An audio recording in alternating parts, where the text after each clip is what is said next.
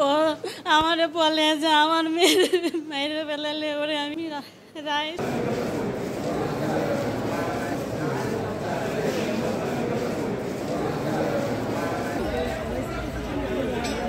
2022 সালের ঘটনা।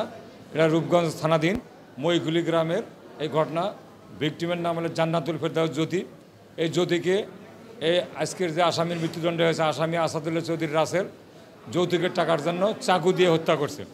অতবার মামলাটি রূপগঞ্জ থানায় এফআইআর হয়, অতবার চার্জশিট আসে। চার্জশিট আসার পর মামলাটা বদলি হয় বিচারের জন্য বিজ্ঞ অতিরিক্ত জেলা দারাজ আদালতে বিচারের জন্য আসলে মোট আমাদের রাষ্ট্রপক্ষ থেকে মোট 18 জন সাক্ষীর সাক্ষ্য প্রদান করা হয় এবং সাক্ষ্য প্রমাণের ভিত্তিতে বিজ্ঞ আদালত রাষ্ট্রপক্ষ প্রমাণিত করায় আসামিকে সর্বোচ্চ শাস্তি মৃত্যুদণ্ড প্রদান করেন এবং 20,000 টাকা জরিমানা প্রদান করেন এবং অনাদায়ে আরও 6 মাসের সশ্রম কারাদণ্ড প্রদান করেন।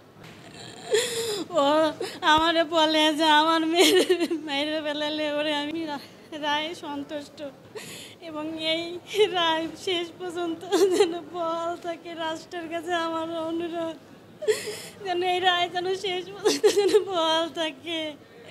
ও আমারে কে বলো বেরোয় গেছে, হুমকি দিয়ে গেছে যে ও বেরোয় আমাদের শেষ করে দেবে। রাসেল ওর কথাটাই সবসময় যেন কানে মাঝে, ও সবসময় আমার হুমকি দিয়ে আসছে।